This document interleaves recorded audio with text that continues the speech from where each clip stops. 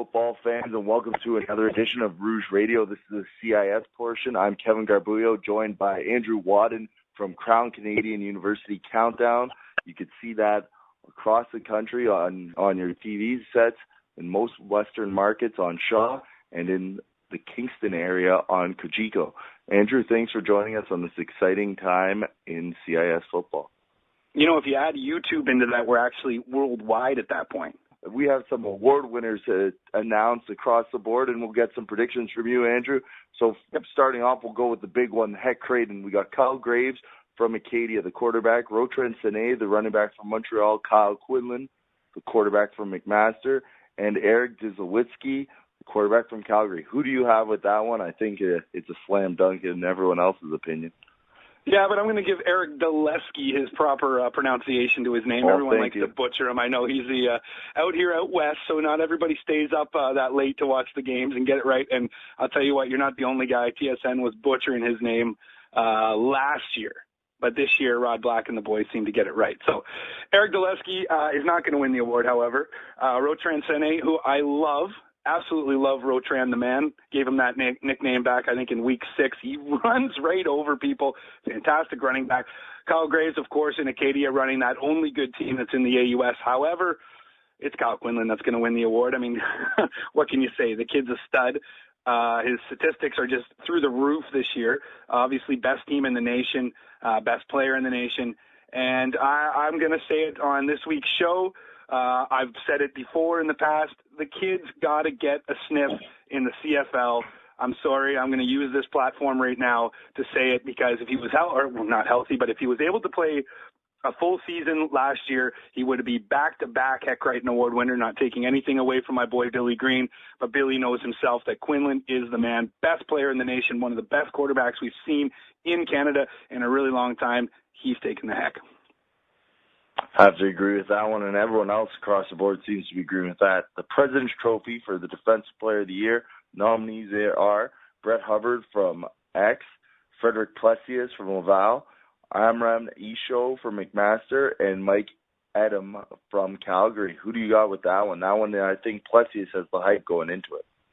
Yeah, Plessius, Isho, or Edom. I think those are the three. Not taking anything away from Brett Hubbard, but you can go with any of those guys. I'm going to go with Isho and McMaster. I really love his game. I love that McMaster defense. They're just, they get on people. And I don't think they get the credit they deserve at times because of the fact that they have so many offensive stars on that team. So I like Isho a lot. I've seen a lot of Edom. I've been told tons about Edom through my boy Jim Mullen, who does the Canada West Game of the Week on Shaw out in Western Canada.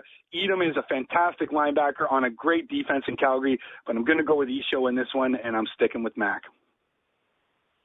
But that'd be, I believe, the first time ever a team has had the Defense Player of the Year and the Heck Creighton Award winner, if that goes through, and a lot of people are predicting that to go through as well. Oh, absolutely. Look at the team, though. I mean, they're the monster right now. You got to slay the monster if you want to win a Vanier Cup. I mean, Laval came close last year, but I mean, look at them now. They got so much swagger. The team's unbelievable, unreal talent on that team, and I think coming up in this next award, there'll be another guy from that same Crimson McMaster squad, and you can go ahead and introduce it, but I think I've already given away who I'm going to choose.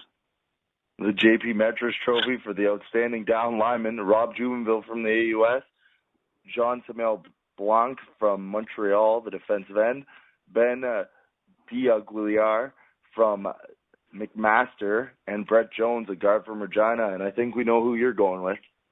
Well, I really like Brett Jones, though, and I have to say that Brett Jones is my second pick in this, and he's going to have himself hopefully a good CFL career. He's one of the top prospects going into the CFL draft.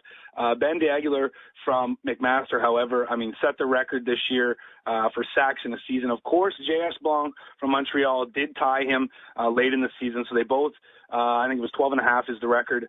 But Ben had a fantastic year on, again, that amazing McMaster defense. I just don't think they get enough recognition. I know people know they're good, but just with the amount of stars that they have on the offensive side of the ball, they kind of get, put down a little bit, but I would say, or not put down, but maybe maybe not talked about or given as much press clippings. But Ben Diagler was my pick for the Metris Award, and he had just a phenomenal year. And here we go, Mac with me so far. However, on this next one, there is no Mac, so I can't pick him. The Peter Gorman Trophy for Rookie of the Year. Thomas Troop, running back out of Acadia. Shaquille Johnson, the wide receiver from McGill. Yannick Haru, the running back for Western. And Brett Blasco, the receiver from Calgary. Who do you have with that? Well, I wish I could say Haru because, that's just a fantastic name. However, Thomas Troop is a guy that at Acadia that had just a monstrous game, but he's not my pick. Shaquille Johnson is my pick for this one. Wide receiver, Adam McGill. My boy JP Chouare from Acrofoot.com raves about this kid, thinks he's just phenomenal, and he raves about McGill and the fact that he believes that they have a lot of talent and that they're going to be coming up in the next few years. Shaquille Johnson will be one of those guys that brings them up and hopefully gets them, to a Dunsmore Cup and beyond. However, right now at this time, he's still a rookie, and he's going to get my Peter Gorman Award this year, and he's got one of the badass names in the league. Anytime your name's Shaquille, Shaq. I know there's only one Shaq, but I love the fact that his name's Shaquille Johnson. That just, to me, that sounds like a football player, and sounds like a wideout to me as well. Especially. And now the Rush Jackson Award. We joked about this before, Andrew. It's hard to have some insight because we don't really have too many transcripts. But Matt Albright from St. Mary's, the O-lineman. David Hadral, the receiver from Bishops. Zach Anstroshuk, a defensive back from Guelph, and Brett Jones from Regina. And you have a bit of an insight on Brett Jones, so I do. I think it's safe to go with him. I can't say anything about the other three because I have no idea how they do in the classroom. However, I do know how Brett Jones does because we had a fantastic feature from Shaw, Regina, on one of our CIS countdown shows, and I believe it was somewhere, week 6 or something like that, or episode 6. You can go back and look on it on our YouTube page. But it was our Inside the CIS feature, and it was on Brett Jones and how he is basically, a phenomenal student, not only in the classroom but also on the field. So I know he's doing well in the classroom because I was told that from our good folks over at Shaw and Regina. So, yep, Brett Jones, you get my pick. And now the Coach of the Year, which is interesting this year because usually the Coach of the Year goes to the team that defies expectations and surprises people. Well, when you're looking at the award nominees this year, Jeff Cummins from Acadia, Glenn Constantine from Laval, Stefan Potasic from McMaster, and Blake Neal from Calgary, those teams kind of lived up to their pub. You know what? I'm going off the board on this one. I'm not taking any of those guys. My pick this year, Stu Lang, Guelph. Look what he did with those Griffins. Inspired that team.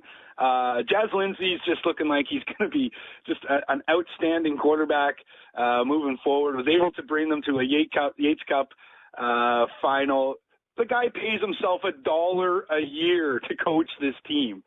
I mean, he don't need the money. He loves football. He loves the team. He loves the program.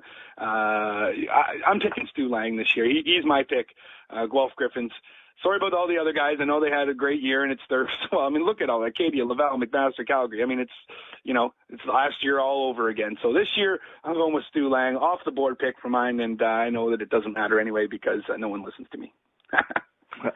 But at least Stu Lang was getting a lot of pub before going into this, and with Potasic, a lot of people are just giving it to him because just to honor him for how he hasn't really stopped since last season. They've been rolling.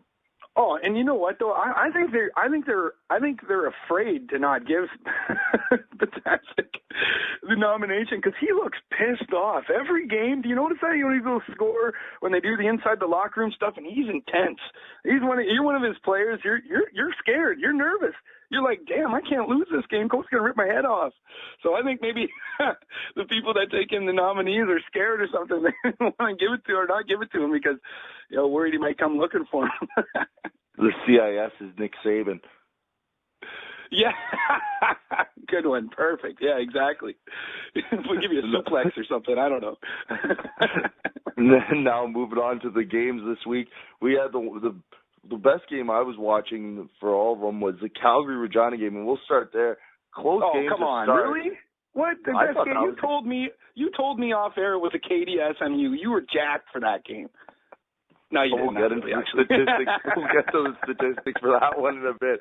But Calgary, Regina, Calgary winning 38-14. A bit of espionage before the game. Andrew Buchholz retweeted one of the Calgary Suns reporters saying that the space heaters weren't working on the Regina sideline to start the game.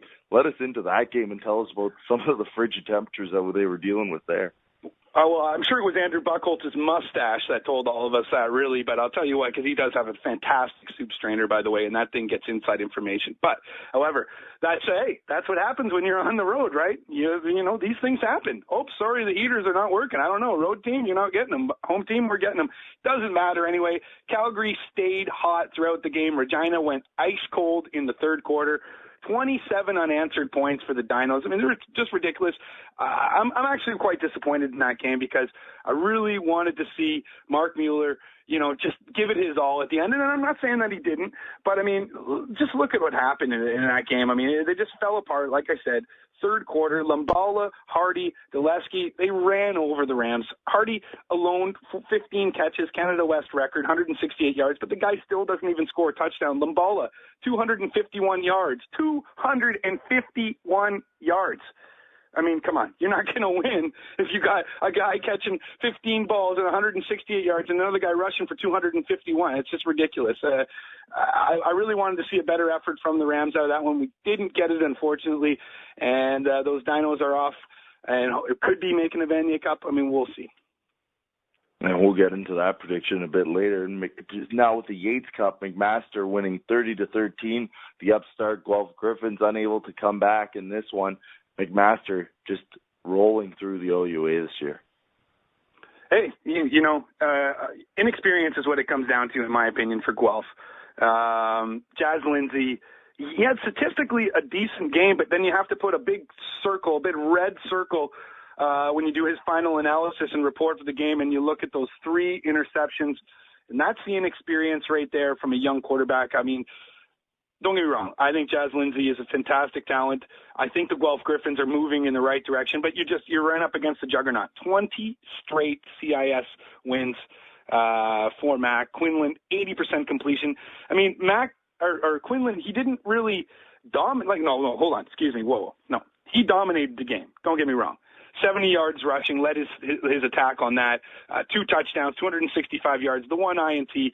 But, I mean, he had Michael DeCroce come back. I mean, Michael DeCroce coming back for Mac is, to put it in relative terms, is like Batman controlling Gotham City, and all of a sudden Superman shows up and be like, I think I want to just, take care of business here with you. Like, that's clean streets in Gotham right now, and that's what Mac is doing. They're cleaning up on other teams. DeCroce, what can you say? Guy comes back. He's so dangerous. Over 100 yards passing, and he just steps right back in. The biggest thing about this win is Mac is efficient when they have the ball. Their defense steps up for them, and that's what controlled the game, really. Mac gets it done on offense. They had, fewer first downs than Guelph in the game, fewer possession, everything else. I mean, Guelph, statistically, if you look at the game, you go, shoot, how is it this lopsided? And it's because Jazz Lindsay, when it came down to it, threw those picks. And if you can't get any offense going with the offense you already have going, you're going to lose, especially against a juggernaut like Mac. Well, speaking of juggernaut, at the end? I think that made sense. You know what I meant, though? The juggernaut makes the most sense with Mac. And now we're going on to another juggernaut winning another Dunsmore Cup with the Laval Rouge et Or defeating the Sherbrooke Verde Or 40-17. And this game, it was close for a minute. I was following along as I was streaming online. Mo Khan was with the call of the game. And it's 16-10, and then I turn off my phone, and I look back, and all of a sudden, the game's over. Yeah. Laval, their ability to steamroll teams is just, they're sneaky good. That's what they do. Balanced attack. If there's one player on that team that you can go, yeah, that's the absolute star of this team. There's not. There's 5 maybe. 4, 5, 6, who knows? They're so balanced when it comes to offense and defense. That's how they win games. They are maybe one of the most boring teams to watch in the CIS at times. Don't get me wrong. But they are efficient, and they get it done when they have to get it done. They get stops when they got to get stops. They get big plays when they got to get big plays. The only thing about this game that really disappointed me the most was I don't think we got the Dunsmuir Cup that we needed. I really wanted Montreal-Laval. I wanted to see the Carabins come back and try to get the Rouge et Or on their home field, on the Rouge et Or's home field, and I just don't feel like we get. And JP Chouinard is going to curse me out for saying this because he was so excited about his Vanier or making it to the Dunsmuir, but everybody knew. We all knew it wasn't going to happen, and it didn't happen. Vanier can't stomp down the beast of the East that is Laval. I think we would have got a better game if it was Montreal, but at this point it's irrelevant. So Laval wins what is this, 10th straight?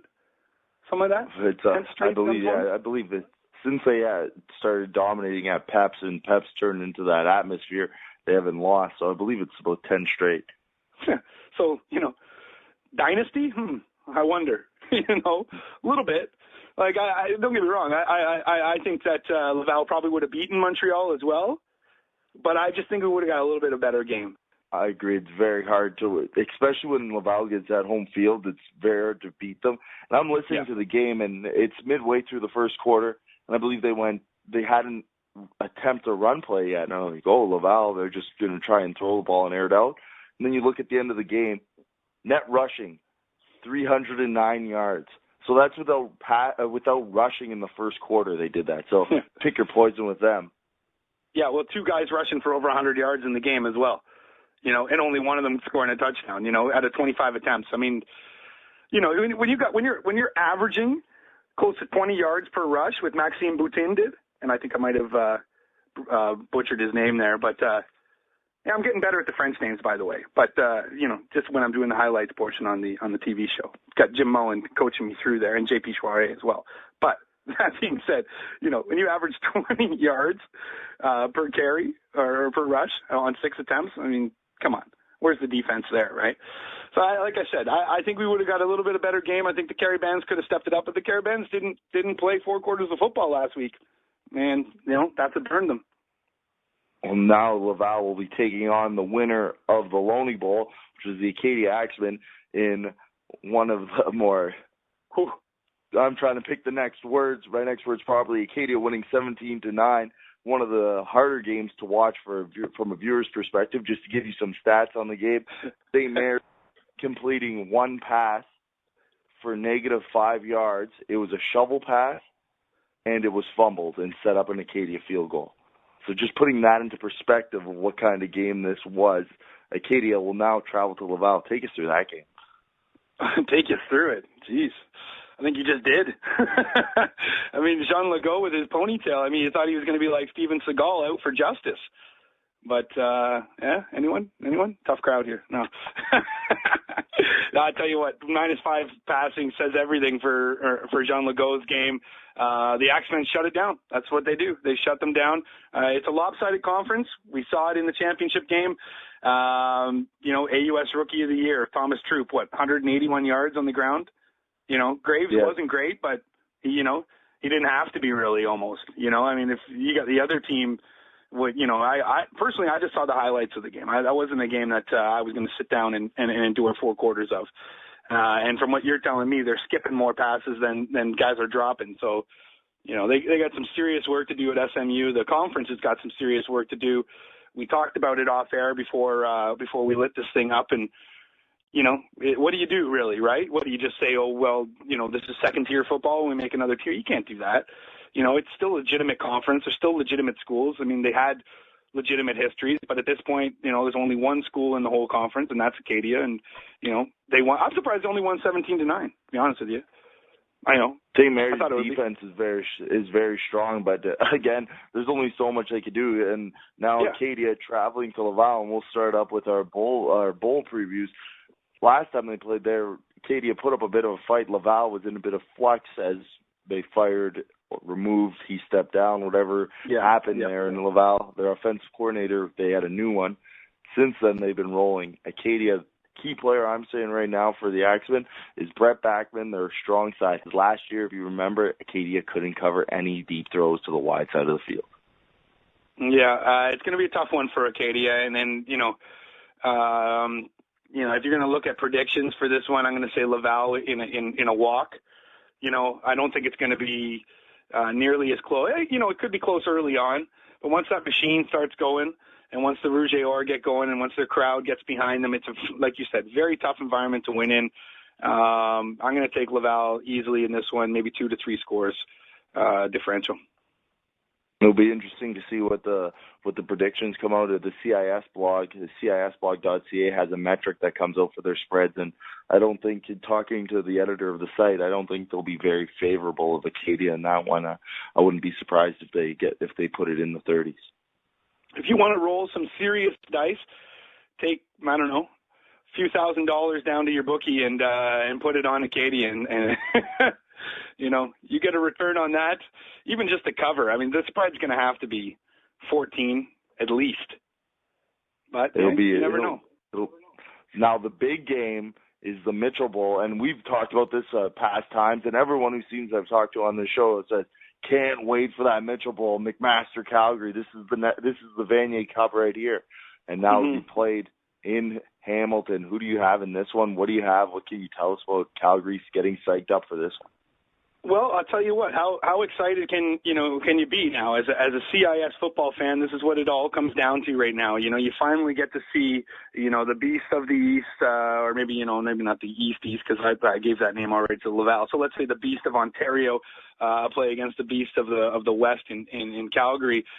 I don't personally believe that this is the Vanier Cup. I really actually think that Laval will give either team, Mac or Calgary, a better game. I basically put it this way. If Laval makes it to a Vanier Cup, I think they rightfully deserve to be there. That's what I'm saying. But Calgary, as much as I've seen them this year, they got a real serious swagger. It's almost a chip on their shoulder. And I wonder if it's going to come back to bite them, because if you watch the game, especially in the fourth quarter when it started to get away from the Rams, Dulesky and a few other guys waving at the Rams, you know, real cocky kind of stuff, shouting at them. I know it's heat of the moment. I know it's, you know, you're about to win your 5th straight Hardy. But, you know, I think you really got to control that, though. You know, you can't be looking yourself in the mirror and you know, thinking that you're the you know what I mean. You know, you got to come in, you got to prepare, you got to be ready. And this Calgary team has a lot of weapons. They're very deep, and they could beat Mac. They could. But they got to come in with the right mentality, and they got to make sure that that swagger doesn't spill over into cockiness, and they got to be prepared right off the hop. I think one of the things that you can do to Mac early is you can get on Kyle Quinlan early.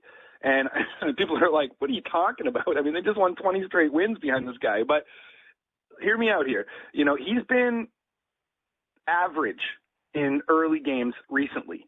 And, you know, right now my colleague, Billy Green, who's been helping us on a Krown Canadian University Countdown over the last few episodes here, we spoke about it last week, and he said it himself. You know, Kyle did not look like Kyle. And I think if Calgary can really set a tone and get in there, and it's going to be a tough environment to come into, especially when you're the team coming from out west. You're going to have little to none support. You're going to be walking into a lion's den, right? But Calgary does, like I said, they have that swagger. They've got that cockiness that if they control that properly, they might be able to get onto Mac early. And if they get onto Mac early, that I think is going to be the key to them trying to pull out a victory. However, I am a smart man when it comes to betting. I'm not a smart man in a lot of things, but in life I'm a smart man when it comes to betting, and smart money tells me that you put it on Mac. Well, just to reiterate your point, you remember last year in the Yates Cup, Western was up early on Mac because Quinlan was struggling. Quinlan ended up takes over, wins the game. Acadia up early, Quinlan struggling, same thing happened. So definitely he struggles to get set in, but once he does, he takes over. And that's the key right there. And I think out of those two teams that you just described, they're not Calgary though, right? I think Western or Acadia had the depth that Calgary has on both sides of the ball.